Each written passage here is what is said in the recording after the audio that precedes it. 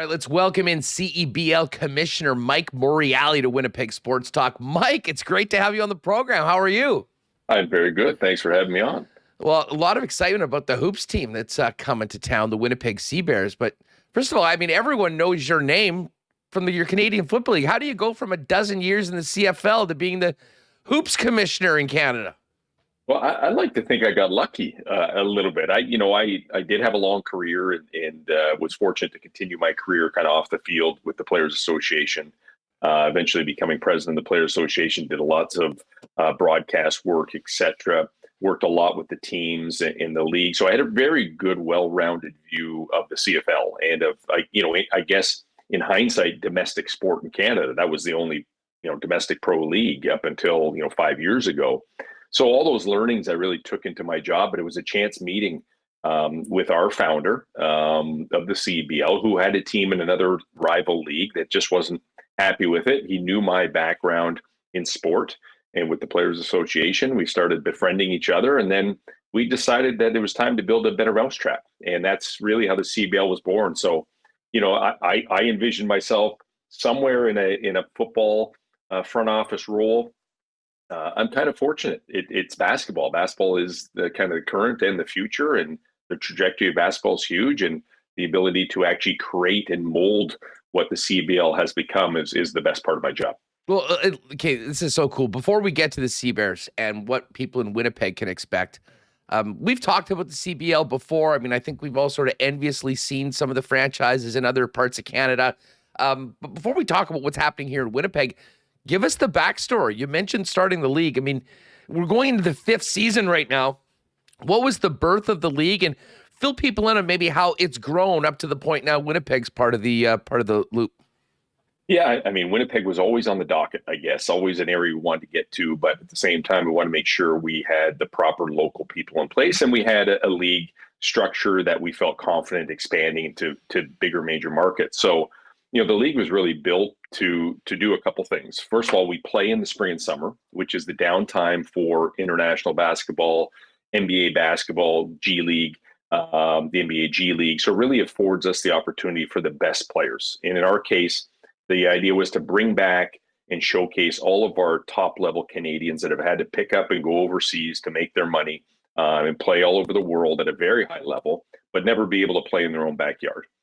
So that was the goal number one. And goal two was to develop the next wave of professional athletes, Canadians, through the U Sports system, Canadian college system, etc. And before we did anything, we went to Canada Basketball, the national sport organization, and said, we want to do this. This is our game plan. We're going to play FIBA rules. We're going to be predominantly Canadian. We're going to bring all these players back. We're going to use your officials and play in the spring and summer, and really try to help build out, the senior men's national team, et cetera, and build the next wave of stars. And they were all in. So that was great because there had never been a league endorsed or partnered with Canada Basketball. We are the official league. We have been since our inception. We continue to grow. We started as 6 teams back in 2019 when we tipped off, predominantly in the Ontario, but we had a team in Saskatchewan and a team in Edmonton, and a team in the Fraser Valley. The other 3 Ontario based, and then COVID hits in 2020. We had a great successful 2019 and had our championship weekend, which is the blend of the Final Four meets the Grey Cup. It happened to be in Saskatoon, and the home team won, and that was kind of a great first year and helped launch us. And then COVID came, and we didn't know what to do. I don't think anybody did. And we fought through 2 years of COVID when others shuttered or couldn't play, the way they wanted to. We just dove right in. And I guess at that time, it could have been easy to pack up and say, well, there goes another failed experiment. There's no revenues, there's no fans in the stands. Everything in the world is working against you. But we turned out to be the first league in the country to play in a bubble in 2020, which was, a bit of a gong show to get started because no one knew what to do or how to do it. We didn't have anybody to lean on. And then we were the first league in the country to welcome back fans in 2021. So those 2 years, albeit very difficult from a revenue point of view, really helped us expose our brand and really helped people make aware of the fact that these guys got to be for real, because if they can get through this, they can probably get through everything or anything. And that's really, gave a lot of resolve to all the staff we have, et cetera. So we started as a single entity, meaning that the league owned all the teams. We added a seventh team in 2020 in Ottawa, played with that same 7 in 2021. And then, of course, we had 3 teams added last year.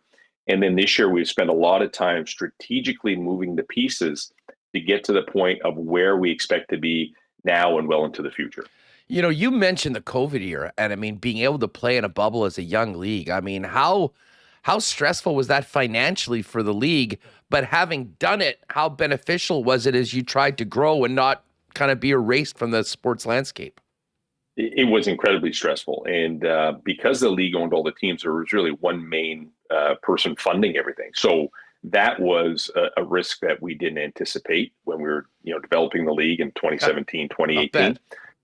Yeah, you don't really plan for that. But at the same time, it really, we knew that we'd be investing in the league the first 4 or 5 years. We knew that we would have to put money in, we'd have to keep it afloat. And I guess, COVID came, if it's going to come, came at the right time while we were still investing in the league. So we still knew that we had money set aside, that we wanted to get this league up on proper footing. The downside was, there was nothing coming back to us. And that really didn't happen until the latter part of our 3rd season. And then you're really playing catch up. But yeah, that getting through that was a big accomplishment for everybody involved in the CEBL and really helped launch us forward. Mike Morreale is the commissioner of the CEBL with us here on Winnipeg Sports Talk. The Winnipeg Seabears, the newest team in the loop, just recently announced. And I guess training camps will be getting going in mid-May and, coming into, late May, right around May long weekend, we get the season going. Give us a bit of the backstory on Winnipeg. You mentioned that they were a target, what a great sports market they are and sports city town is. How did it come together? Tell us about the ownership group and the work that has been going on behind the scenes that preceded the announcement. Yeah, I mean, I've been looking at the market for quite some time, and it's spoken to several individuals or groups that were interested in bringing a team there at different venues at different varying stages along the way. And it wasn't until somewhat recently, I rekindled a friendship with David Asper. And David obviously is, very well known and well regarded in the city and in the province. And we had, a kindred spirit. We both love sports. We both know what it does for the community and have that trust factor based on our shared time spent in the CFL. So, those building blocks started to come and slowly build. And David was able to come out last year and see some games and experience the CEBL, what it's all about, and see it firsthand and talk to other owners or potential owners or other key people in our organization. And then, I think we realized relatively soon that this has a chance and Winnipeg is the right market. And he wanted to do everything he could to bring basketball there and, be able to make it accessible to the whole community, all different walks of life, all different diverse backgrounds, and give back to a community in a province that has been so good to him. So, that was a Coles Notes version. If anyone knows what those are now, I know you and I do, but Coles Notes version of really how it happened. And we were just fortunate. And then, it's the connection of David now, right? You look at where we're playing at Canada Life Center. I mean, that's a massive win, playing in an NHL arena and everything that comes with that. And his relationship with True North and the trust factor that you get from having that local ownership and someone who's well regarded. And certainly the league has built itself out along the way to be well regarded as well. So, it was a long process, I guess, from when I first started it, relatively short, I guess, since David's been involved, but well over a year. So to be able to launch a few weeks ago, and then, yesterday, being able to announce the new head coach, it's now becoming real.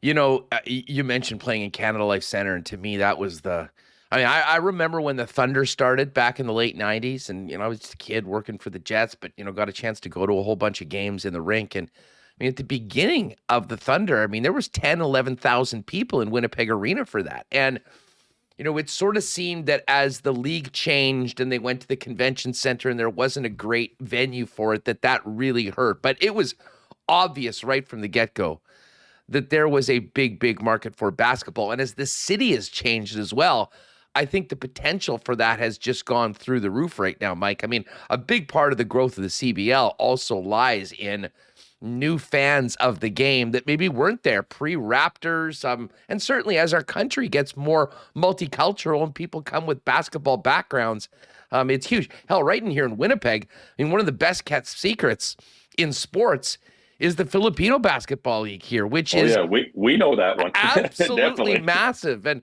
so listen, this is a real exciting time, I think, for the hoops, and to have a team come back and obviously have some great people like David Asper behind it, very positive, but especially that the game experience that I'm sure the Seabears will be able to put on in Winnipeg will be at the top of the CBL coming right out of the gate, if for no other reason that they're in probably the best venue. 100%. And everything you said leading up to that in terms of diversity of the population, the immigration coming to Canada, the fact that, basketball and soccer are probably the most well-regarded sports or well-known sports and most participated sports now. And the fact that 25 years ago, it was a completely different landscape of basketball. It's changed because of the Raptors, the Grizzlies, them winning, Vince Carter era, all that stuff. We're the benefactor, the fans are the benefactors, and the community's the benefactors of all that. We're able to take that, Toronto-centric approach and now give it and present it to all these other key markets across the country, because not everybody can jump in a plane and go see a Raptor game and pay for it and all the rest of it. So, but you're right. We sell basketball, but we also sell this great entertainment environment.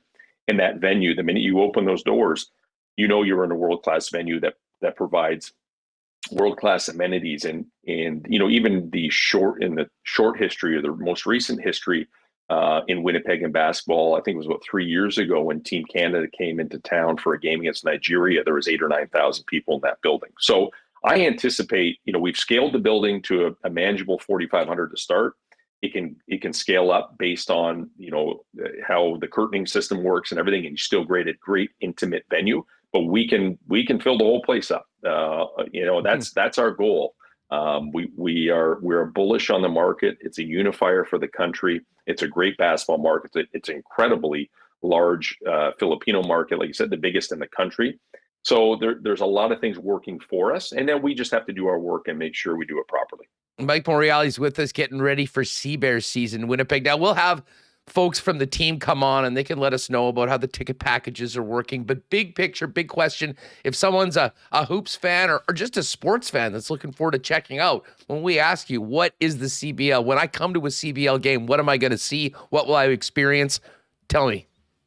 You're going to get nonstop excitement. It's a 2-hour game. It's a FIBA game, so slightly quicker than the NBA game, but a DJ throughout. Lots of on-court activities, lots of pregame activities, taking advantage of that spring and summer months, post-game activities. But you're going to see players that are world-class. All of our teams have 10 active players on the roster, 6 of which have to be Canadian, 2 of which have to be on the court at all times. We have a designated international player. We had 16 different countries represented last year in the CBL, from Greece and from Hungary and from all over the world. And then you're going to get a developmental piece to what we do, and a youth sport player or similar player that may be on and off the roster, but it's getting that real world look at pro basketball. And we really sell that entertainment. It's the cool hip thing. The music is catered to a younger audience. The food, the music, the art, the lifestyle, the fashion, everything that basketball brings, and the fact it's a global game is huge. So if you go to a Scarborough game, Drake is sitting courtside, or J. Cole last year was on the court, or you're sitting beside Alex Manoah or one of the Leafs, or if you're in Montreal, Chris Boucher and Lou Dort are there, and Jamal Murray's in our Guelph market, and it's really become a destination for some influential people to go, not because we pay them to go or invite them to go, because they want to go and they find that it's a great basketball environment, but also a great entertainment environment as well. Hey, you mentioned Drake. Does he have a piece of one of the teams? Is that right? So his best friend owns Scarborough, and which is why you see him rocking the Scarborough Shooting Stars jerseys and hats, and in his music videos, and he's sitting courtside. He's engaged 100%. Well, big time. I remember he was all pissed off on Twitter during championship weekend about something that happened. That is true. I'm like, hey, you know what? You can't ask for a better light to shine on your league right now. Mike, just before we go, I mean, again, we're going to look forward to having Seabears folks on and fill us in on, their ticket drive and everything coming up. We'll certainly support it that way. But a quick message to the sports fans of Winnipeg on the return of pro basketball and the Seabears season coming up. Yeah, you're going to be incredibly surprised and happy to support the Seabears. It's going to be an excellent team. It's going to have high-quality players, already has a high-quality ownership group and certainly coach and GM. So, enjoy yourself. Take advantage of coming back downtown. Make it a night out either before or after. And it's an exciting level of ball. It's going to be a season like we haven't had before, predominantly divisional. So a lot of rivalry games. Expect Saskatoon to roll to town, a handful of times, and the Edmontons and the Calgarys and the Vancouver. So it almost mimics in some ways what the CFL has built. We're the CFL of basketball, for lack of a better, kind of connection. Predominantly, proudly Canadian, but played at a very, very high level. And if you stay tuned, there'll be some more announcements on some new upcoming broadcast relationships and partnerships and a lot of great things as we continue to grow. Well, we'll look forward to having you back here, I'm sure, on almost a semi-regular basis as we get ready for basketball season here. If you've any big announcements, you know where to come here in Winnipeg on Winnipeg Sports Talk. Mike, congratulations. Cannot wait for hoops to return here to the Peg, and we'll look forward to seeing you in person, I'm sure, here for the opening weekend for the Seabears. Yeah, my pleasure. Thanks for having me on. Appreciate it.